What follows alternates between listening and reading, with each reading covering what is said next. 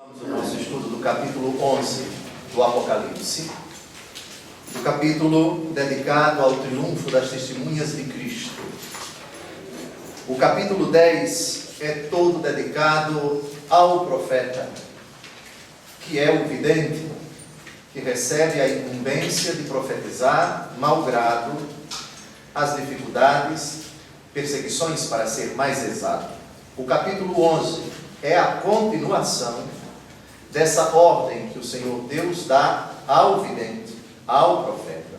Agora ela se estende a toda a igreja. E toda a igreja aqui é representada por duas testemunhas. Deem uma olhada no versículo 3, já tratamos disso no encontro anterior. São elas, diz o versículo 4, as duas oliveiras. Vimos no Antigo Testamento por que oliveiras. E os dois candelabros, vimos isso também, são ideias extraídas dos profetas. É a representação da igreja que é chamada a anunciar o nome de Jesus diante dessas dificuldades, dessas perseguições todas. Esses homens, vejam o versículo 6, os discípulos de Cristo, os integrantes da igreja, têm o poder de fechar o céu para que não caia chuva durante os dias de sua profecia. Essa é uma ideia que remonta ao profeta Elias, por exemplo, e ao próprio Moisés. Deus conferiu poderes a Elias. Jesus Cristo citou Elias, que fechou as portas do céu e não choveu durante aquele período, 3 anos e meio, e conferiu poderes a Moisés, e citamos as pragas do Egito. Muito bem. Outro protagonista, e esse aparece pela primeira vez no livro do Apocalipse, é a fera. A fera. Ela será também protagonista do capítulo 12 e do capítulo 13, o capítulo da besta, o capítulo da fera, cujo número é 666. Aqui nós estamos diante da truculência, da violência, da insanidade do Império Romano, e especificamente do seu imperador.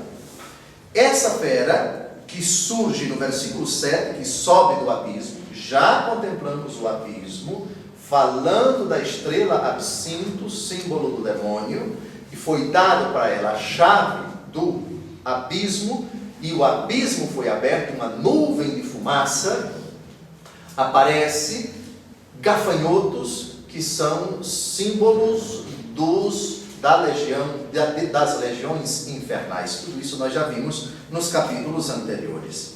O que concretamente a fera vai fazer com a igreja? Entenda-se, o que ela já fez na época de Nero. O número 666, do capítulo 13, referir-se a Nero. Não obstante, o imperador do tempo em que o Apocalipse foi redigido não é mais Nero. Nero já morrera há 30 e poucos anos, estamos no final do século I, é Diocleciano. Todavia já explicamos por que Nero vai ser citado no lugar de Diocleciano, apesar de Diocleciano ser o imperador da época da redação do Apocalipse, porque Nero foi mais tirano, Nero foi mais impiedoso. A sua fama de truculento, ela ultrapassou tremendamente muitos imperadores. Falamos de Calígula, mas em outro contexto, o ápice da depravação. Citamos Roma aqui como Sodoma e Egito. Sodoma e Egito, vocês viram isto. Vejamos em qual versículo. Sodoma e Egito, quem pode me ajudar? 8. Versículo 8. Muito bem. Então, Sodoma, Roma, o Império Romano é chamado de Sodoma, porque ele personifica, nessa época, a depravação, sodomia, homossexualidade, etc., a causa da destruição de Sodoma e de Gomorra, no livro do Gênesis. E Egito, porque o Egito personifica a opressão da época de Moisés. Então, o Império Romano é o cúmulo da depravação e da opressão, da licenciosidade e da tirania. Eis o sentido de Sodoma e Egito, no versículo 8. Versículo 9, muitos dentre os povos, tribos, línguas e nações. Vimos o significado do número 4, significado cósmico, isto é, o número perfeito, não é? Do quadrado, 4 lados iguais, símbolo da totalidade, 4 cantos da terra, 4 ventos, etc. Uma ideia muito cara ao homem antigo. O Império Romano gozava de um prestígio e tinha uma capacidade de aglutinar, de intimidar, de subjugar povos, tribos, raças, nações. E o término do versículo 9: e eles virão para vê-los por 3 dias e meio. Vimos o porquê de 3 dias e meio, aquela reminiscência do tempo de Antíoco IV Epifanes, cujo tempo de massacre, de opressão, de perseguição movida contra os judeus, Antíoco IV que queria impor o culto a ele, aos judeus, o que provocou uma rebelião, uma revolta, a revolta dos Macabeus, narrada pelo primeiro livro dos Macabeus e pelo segundo livro dos Macabeus. 3 dias e meio, símbolo de um período breve, e não permitirão que sejam sepultados. Então, foi aqui que nós paramos, né? Os corpos dos cristãos, de fato, a história, inclusive pagana, Flávio Josefo e Suetônio, historiador romano, atesta que, seja no tempo de Nero, seja no tempo de Diocleciano e de todos os imperadores que moviam perseguições, não só contra os cristãos, mas os cristãos, quando eles eram perseguidos, os tipos de mortes eram cruéis.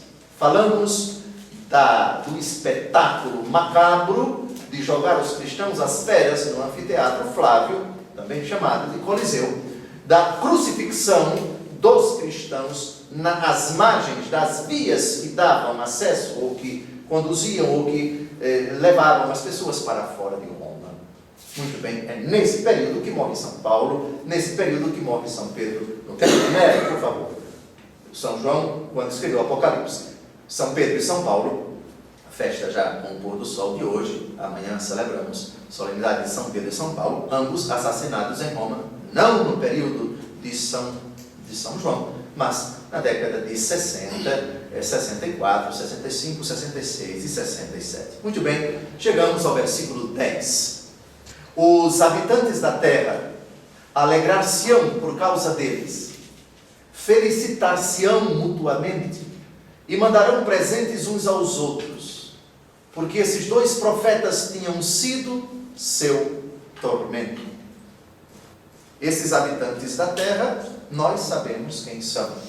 São todos os homens que recusam Deus.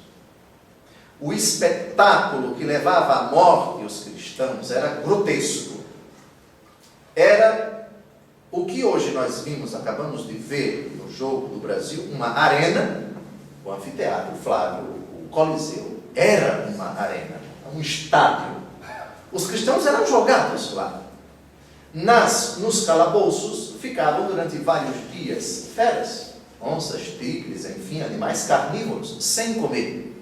Os cristãos eram jogados ali, e o povo, que gostava muito de pão e circo, pão e circo, pão e circo, era um espetáculo macabro. Havia uma máquina de propaganda para difamar os cristãos.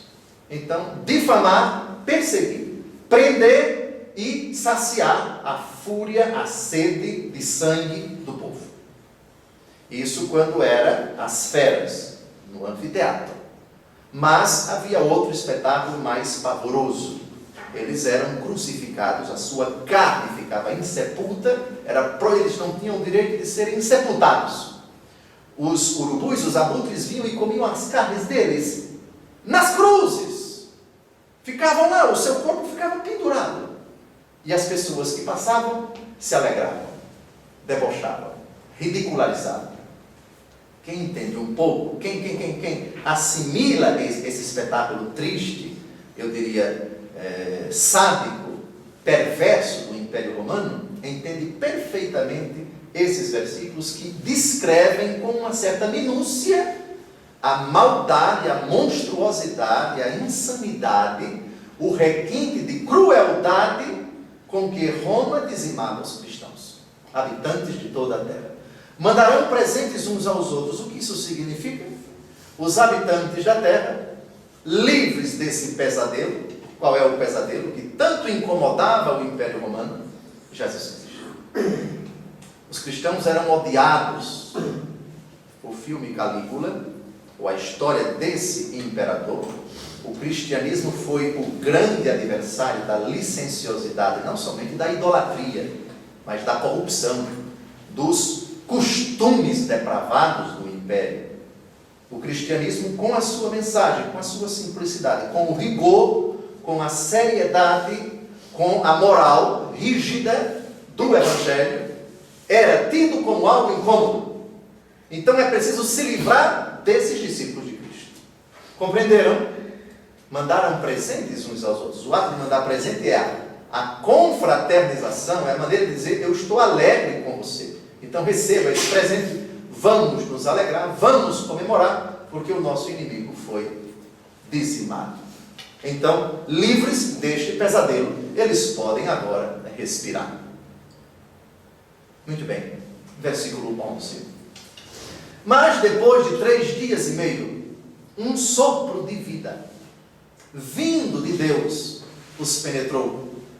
Puseram-se de pé, e grande terror caiu sobre aqueles que os viam. Primeiro, a questão dos 3 dias e meio, que aparece, por favor, que aparece no versículo 9. Já apareceu no versículo 9. Lembrem-se, um tempo, 2 tempos e metade de um tempo. É uma maneira de falar 3 e meio. 3 anos e meio, quantas semanas? 42. Já vimos isso, não já? 42 semanas, multiplique por 30 e nós temos 1260 dias. Então, e esse tempo tem relação com Antíoco IV Epifânios, portanto é um período de tempo estereotipado, tirado do Antigo Testamento, portanto não pode ser interpretado ao pé da letra, que significa um breve tempo, até porque 3,5 é metade de 7. Se 7 é o número perfeito, 3,5 é o 7 quebrado. Haverá perseguição, está havendo perseguição, mas não por muito tempo. Essa é a mensagem do 3,5. Já repetimos isso, acho que umas 30 vezes no programa anterior. 3 anos e meio, 42 semanas, 1260 dias. Quando não é ano, mas dias, repare bem, versículo 9, 3 dias e meio, de novo o período de tempo aparece no versículo 11. Qual é o recado? É uma perseguição breve. Muito bem. Depois de 3 dias e meio, depois de um breve tempo de sofrimento, sopro de vida, vindo de Deus, os penetrou. Isso nos faz lembrar algo que será dito depois que contemplarmos a expressão puseram-se de pé. Dê uma olhada na Bíblia Ave Maria, a nota de rodapé desse versículo 11. Depois de uma aparente derrota muito breve, os cristãos são associados à glória do ressuscitado. Lembrem-se que o grande protagonista do capítulo 11 é a igreja toda. Nós estamos falando aqui da morte de A ou de B. No conjunto, a igreja triunfa. Não obstante as suas baixas, se é que podemos dizer assim. Mas atenção, na ótica da fé, aquele que morreu está vivo. Porque os cristãos creem naquele que morreu na cruz, tido pelos seus inimigos como o derrotado, quando na verdade ao 3º dia ressuscitou. Historicamente, nos períodos das perseguições, curiosamente, esse é o mistério. A igreja na clandestinidade, a igreja proscrita, a igreja perseguida, numericamente reduzida, é exatamente nesse contexto que ela renasce, que ela cativa, que ela converte as pessoas. Muito bem. Então, um breve período de perseguição, uma aparente derrota, porque é sangue derramado, eles estão morrendo, estão desaparecendo, mas na verdade é exatamente o contrário. Um dos santos da igreja já dizia, dessa época, que o sangue dos mártires é semente de novos cristãos. Misteriosamente, quanto mais os pagãos viam o sangue dos cristãos sendo derramado, inocentes, discípulos de Cristo, que mal essas pessoas fazem, isso despertava a conversão deles. E conversões em massa. Isso é o curioso. Isso é o misterioso. Isso é o surpreendente, é o paradoxal desse período glorioso da história da igreja.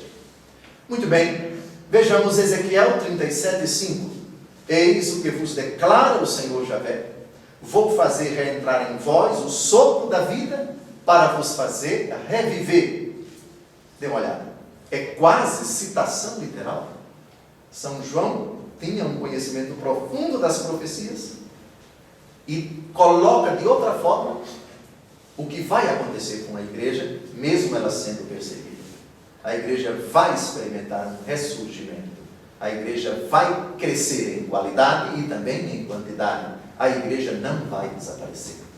Este sangue que está sendo derramado não vai cair em vão. Não está caindo em vão.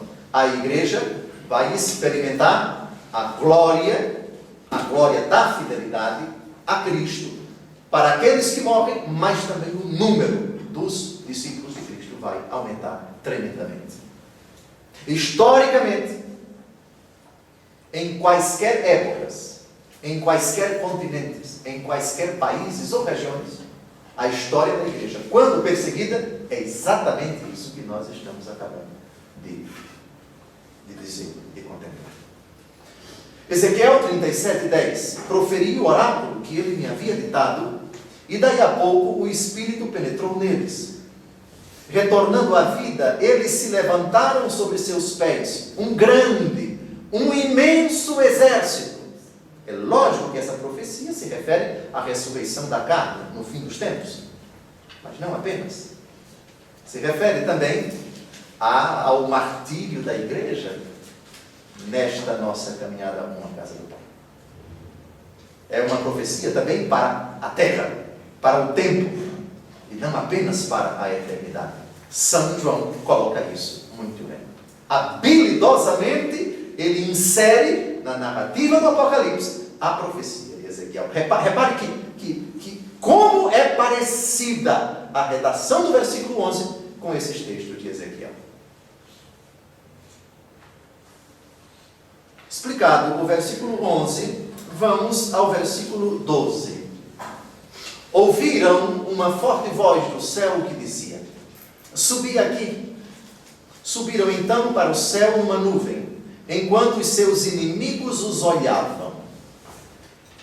Uma profecia que se refere ao desdobramento da perseguição a que está sujeita a igreja, o que acontece com os mártires logo após a morte, o que vai acontecer com a igreja toda por ocasião da segunda vinda de Cristo. O Apocalipse não se refere apenas a uma época precisa.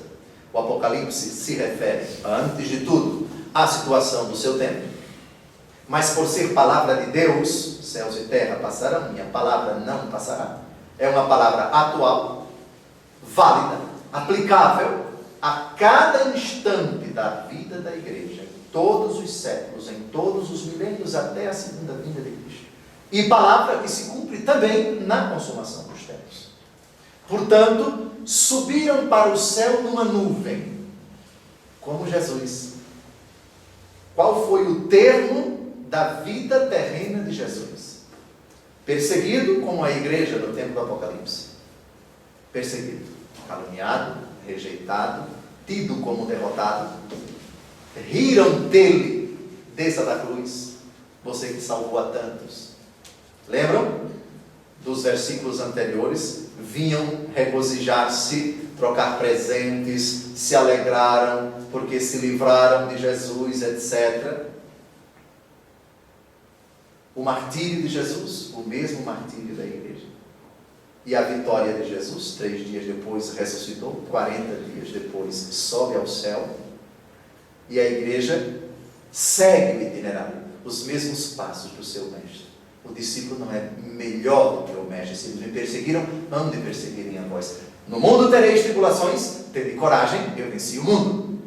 Se o próprio Jesus, rejeitado, perseguido, morto ao 3º dia, ressuscitou, 40 dias depois subiu ao céu, a igreja que segue os passos do seu mestre vai experimentar o mesmo, vai seguir o mesmo itinerário. Olha que bonito.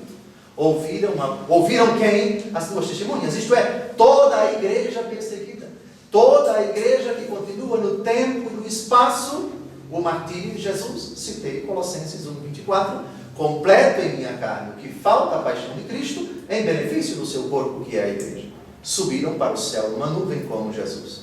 Vejamos o relato da ascensão de nosso Senhor, Atos capítulo 1, versículo 9. Dizendo isso, elevou-se da terra à vista deles, e uma nuvem o ocultou aos seus olhos. Enquanto o acompanhavam com seus olhares, vendo-o afastar-se para o céu, eis que lhes apareceram 2 homens vestidos de branco, que lhes disseram: homens da Galileia, por que ficais aí a olhar para o céu? Esse Jesus que acaba de vos ser arrebatado para o céu, voltará do mesmo modo que o vistes subir para o céu.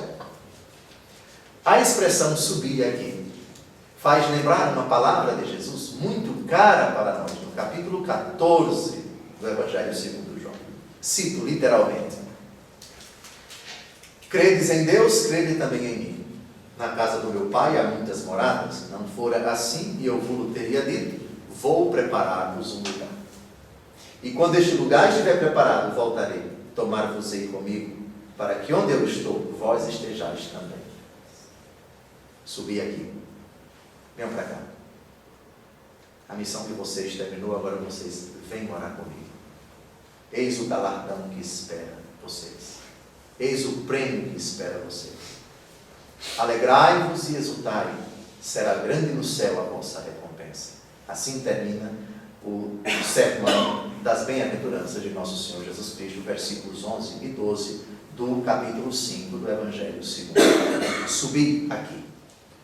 Subiram então para o céu numa nuvem. Isso é uma alusão ao passamento de cada cristão e da igreja toda, quando um dia o Senhor vier em glória.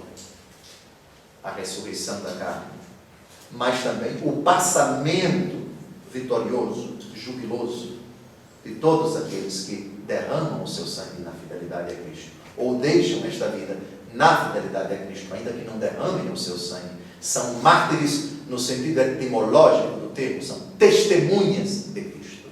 Muito bem. Enquanto os seus inimigos os olhavam. Os inimigos contemplam. Caiu o cristão, morreu. O que eles veem é o corpo caindo, é o corpo queimado, é o corpo sendo devorado pelas feras, é o corpo sendo transpassado pela lança, pela espada. É nessa hora que eles passam para o Pai. É nessa hora que eles são levados. Subir aqui. Lembram do assassinato de Estevão no final do capítulo 7 dos Atos dos Apóstolos? Estevão estava sendo apedrejado. Quando ele estava para morrer, Jesus permitiu que ele visse nosso Senhor na glória.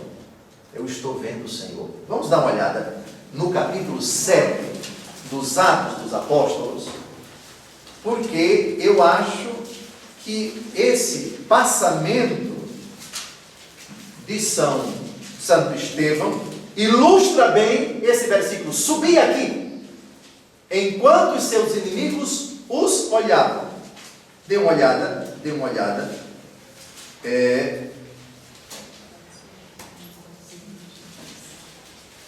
Versículos 54 em diante, Atos 7. Ao ouvir tais palavras, esbravejaram de raiva e rangiam os dentes contra ele. Mas cheio do Espírito Santo, Estevão fitou o céu e viu a glória de Deus, e Jesus de pé à direita de Deus. Eis que vejo, disse ele, os céus abertos e o Filho do Homem de pé à direita de Deus. Eles levantaram então um grande clamor, taparam os ouvidos e todos juntos se atiraram furiosos contra ele. Lançaram-no fora da cidade, começaram a apedrejá-lo. As testemunhas depuseram seus mantos aos pés de um moço chamado Saulo e apedrejavam Estevão, que orava e dizia: Senhor Jesus, recebe o meu espírito.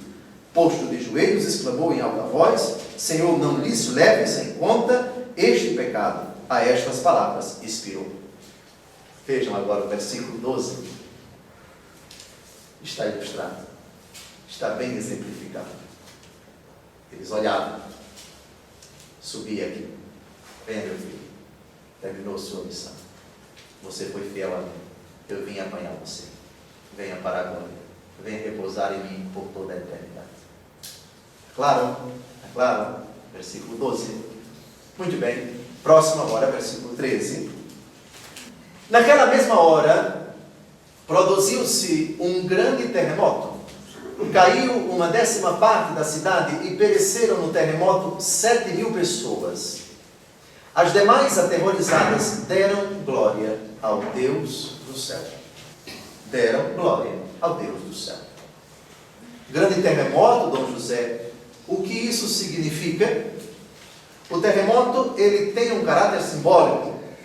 O terremoto abala estruturas, compromete seguranças. O Império Romano começa a ruir quando ele persegue inocentes, quando ele tenta dizimar pessoas virtuosas, pessoas que nunca foram uma ameaça para o Império. O cristianismo nunca foi uma ameaça contra o Império, ao Império Romano. Ao persegui-lo, o Império a revela: está ruindo, está estremecendo. Não vai se sustentar por muito tempo. Falamos disso ao citar textos da carta aos Romanos. 11, versículo 13. Lembram, na hora exata em que Jesus morreu, um grande terremoto acontece, como na ressurreição de Jesus. Versículo 2 do capítulo 28. Eis que houve um violento tremor de terra. Um anjo do Senhor desceu do céu, rolou a pedra e sentou-se sobre ela. Esse texto aqui se refere à ressurreição de Jesus. Ressurreição de Jesus. Uma 10ª parte da cidade. Que cidade é essa? Lembrem-se que a grande prostituta, a cidade descrita como uma mulher com uma taça embriagada com o sangue dos mártires, é a capital do Império. A capital do Império. 10ª parte dessa grande cidade. O que significa? Não todos os homens. Não todos os homens. O Império Romano, quando foi sendo invadido pelos bárbaros e, portanto, os outros adversários ou inimigos do Império, aqueles que invadiam os limites do Império massacravam, mas não chegaram a dizimar todos os habitantes do Império, todos os habitantes, no caso, a invasão da cidade de Roma, o fim do Império Romano do Ocidente, ano 473, não houve uma dizimação de todas as pessoas, uma parte. E pereceram no terremoto 7.000 pessoas. O que significa 7.000? É um número simbólico. Pessoas de todas as categorias, 7 é o número da totalidade. Em grande número, o superlativo 1000 é um número superlativo. Lembrem-se que no Apocalipse, a numerologia é carregada de simbolismo. No capítulo 7, nós temos o número dos eleitos, 144.000. Um número que não pode ser interpretado ao pé da letra. 12 vezes 12 vezes 1000. 12 apóstolos do Cordeiro, 12 tribos do Antigo Testamento, antigo povo de Deus, novo povo de Deus, e 1000, um grande número.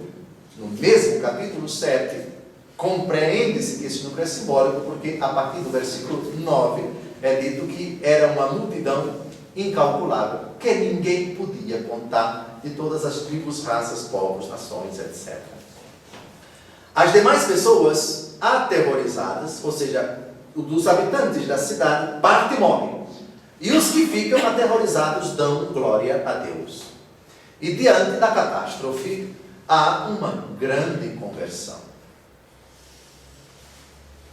ordinariamente, a conversão deveria ocorrer em circunstâncias ordinárias. Mas, como a natureza humana ela é frágil, e no susto, escapou de um acidente, escapou de uma doença gravíssima, esteve na UTI já se ultimando, ou tragédias, enfim, também tem a sua função pedagógica.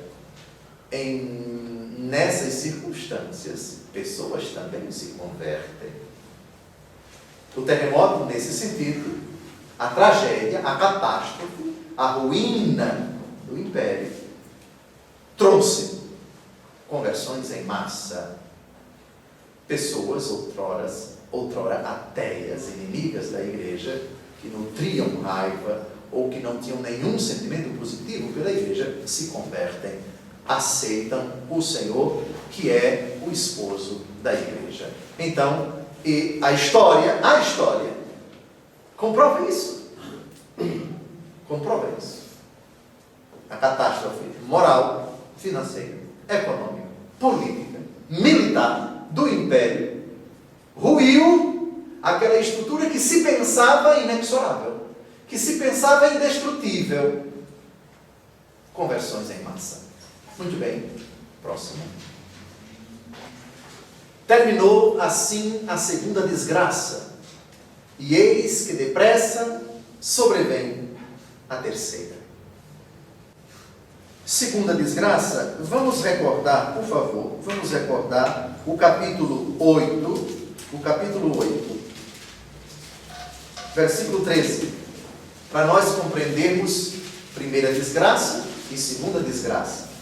Já vimos isso no encontro anterior, é oportuno retomarmos Apocalipse 8, versículo 13.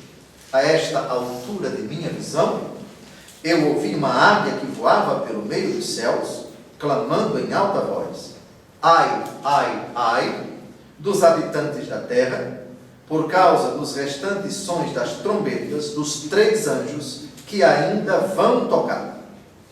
3. Eu disse a vocês que no capítulo 11, versículo 15, vai ser tocada a última trombeta, a 7ª trombeta. No capítulo 9, versículo 1, um versículo depois desse que acabamos de ler, o 5º anjo toca a trombeta. O poço do abismo se abre. É a primeira desgraça. E a segunda desgraça, o 6º anjo toca a trombeta. Versículo 13, deem uma olhada. Solta os 4 anjos que estão acorrentados à beira do grande rio Eufrates. Muito bem, terminou a segunda desgraça. E eis que depressa sobrevém a terceira. Agora vocês entendem, o versículo 14, com o último do capítulo 9, versículo 13. Está claro? Está claro? Então, vai costurando versículo, citando outros versículos. Está claro? Muito bem, o terceiro ai, a terceira desgraça será a queda de Babilônia. Roma, descrita no capítulo 17. Eu disse no programa anterior, no encontro anterior, e repito, o Império Romano é chamado de besta, é chamado de fera, é chamado de Babilônia, é chamado de Sodoma e é chamado de Egito. É uma maneira que o vidente encontra de descrever, numa linguagem que não era muito comum para o mundo pagão, descrever associando qualidades, isto é, defeitos, perversidades, qualidades, atributos maus, de impérios que não existem mais. No tempo de Moisés, Egito. No tempo do profeta Isaías e do profeta Ezequiel, Babilônia. No tempo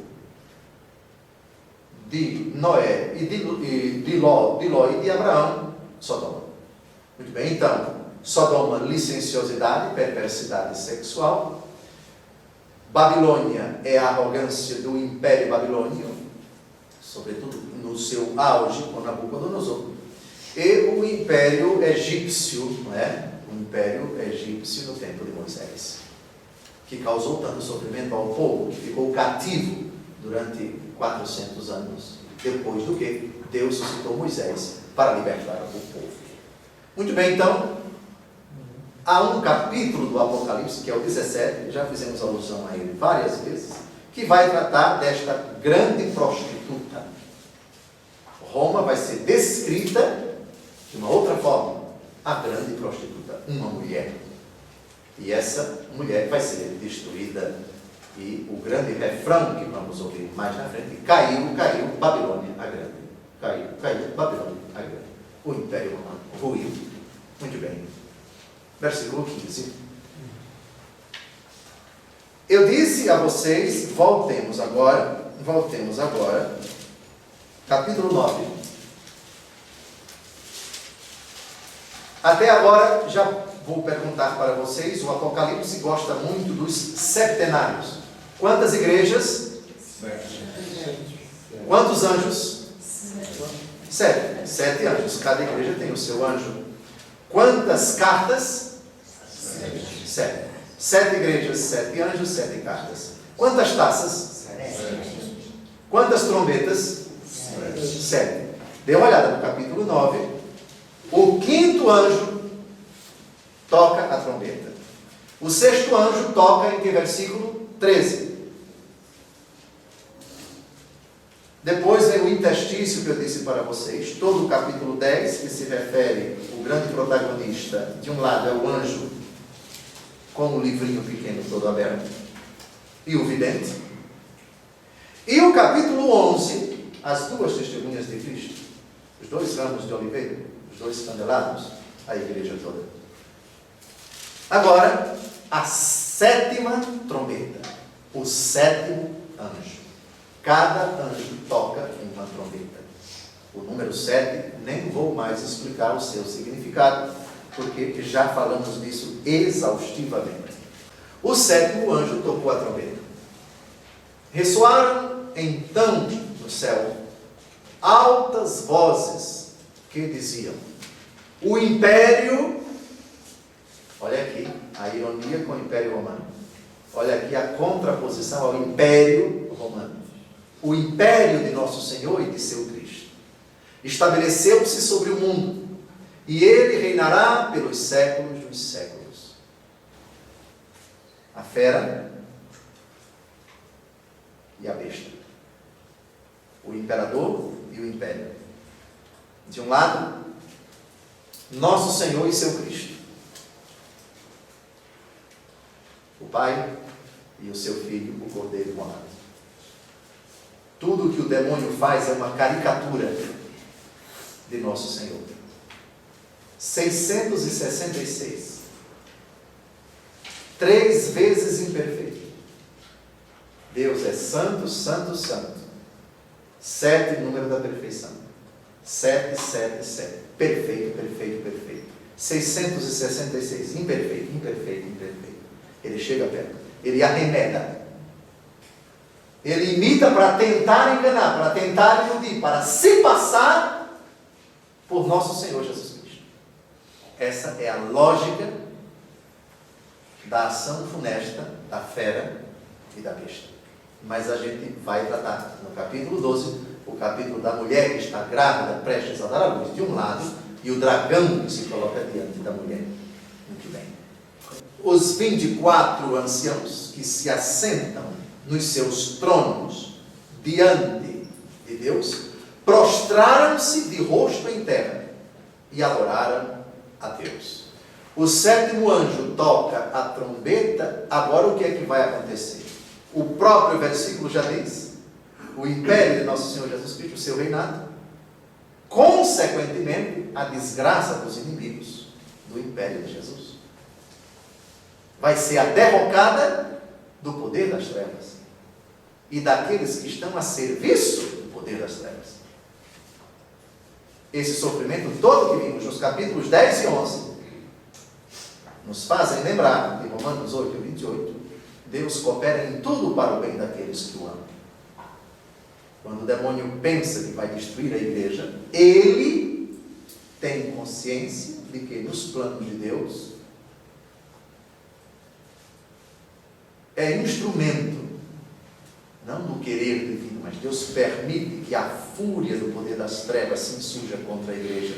Para disso, Deus Todo-Poderoso tirar uma lição maior, tirar algo benéfico para os eleitos. Muito bem. Os 24 anciãos, um momentinho, há algo a dizer aqui ainda no versículo 15. O império de nosso Senhor Jesus Cristo estabeleceu-se sobre o mundo. Portanto, não é sobre a eternidade. Claro que a eternidade é o desfecho, é a plenitude, é a coroação, é o ápice. Mas o império de Jesus já é aqui na terra. Quando o coração do homem reserva o devido lugar a Deus, o imperador da minha vida é o meu Senhor. O rei da minha vida é o meu Deus. Vivo pela palavra dele, na fidelidade a ele. Jesus já impera. Rei dos reis, Senhor dos senhores, é um título atribuído a Jesus. Jesus só vai reinar quando ele um dia vier em glória? Quem disse?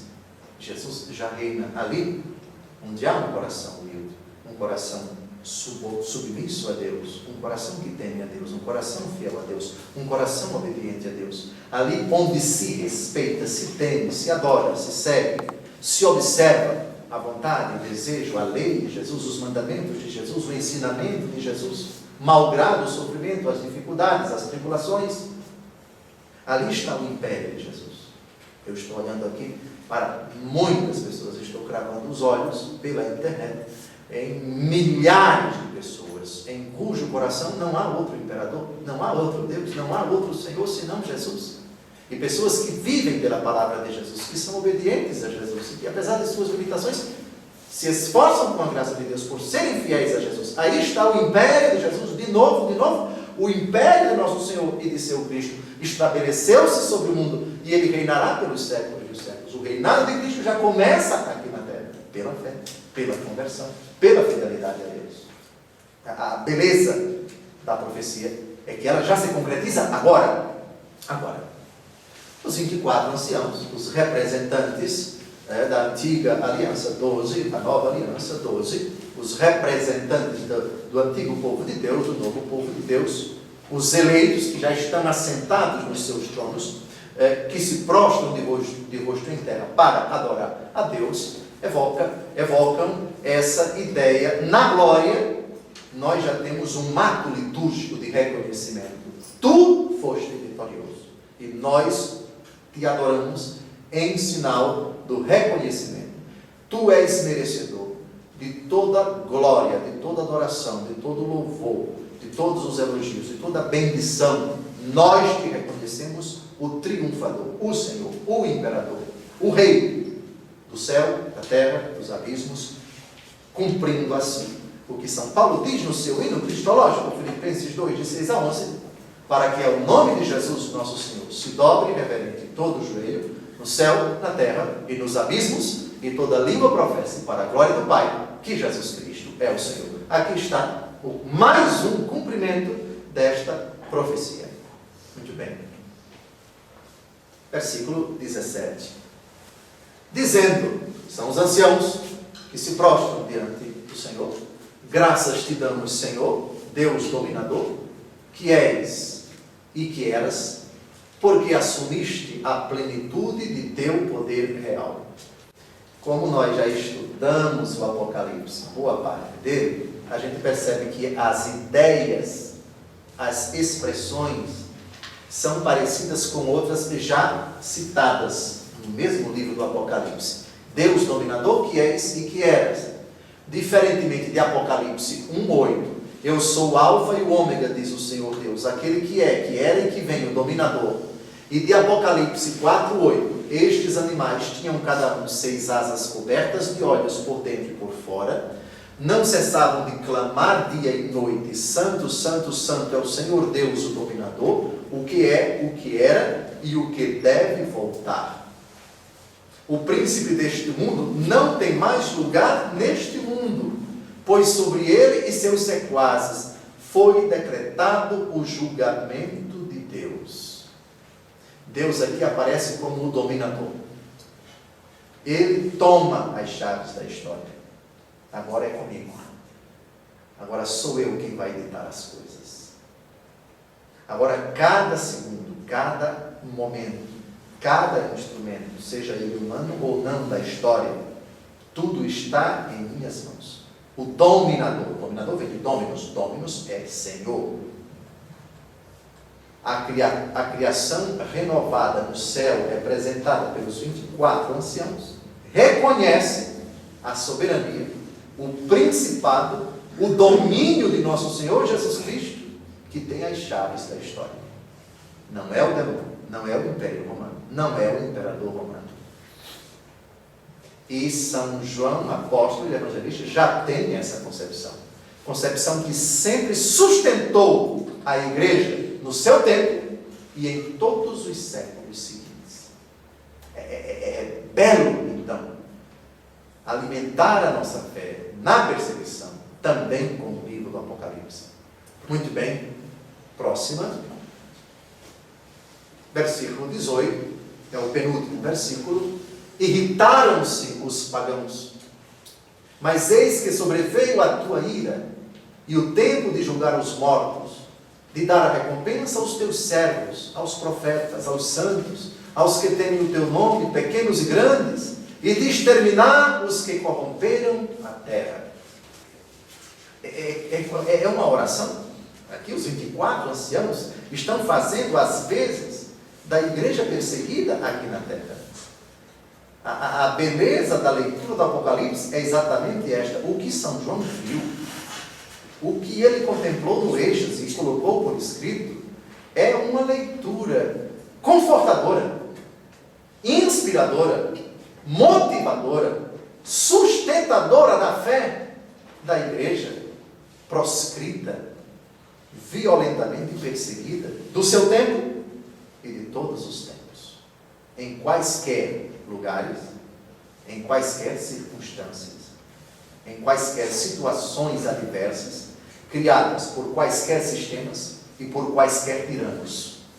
O tirano do tempo de São João, Diocleciano, um pouco antes, Nero. Mas essas figuras passaram, mas ficaram o símbolo. Ficaram a fera, a besta. O demônio perdura. Passou aquele que no tempo de São João estava a serviço da besta, a serviço da fera, mas outros surgirão. A luta contra o poder das trevas não admite trégua jamais. É no versículo 12 do capítulo próximo. Ai da terra, cuidado com a terra, porque o demônio partiu para vós furioso, cheio de grande ira, porque sabe que pouco tempo lhe resta.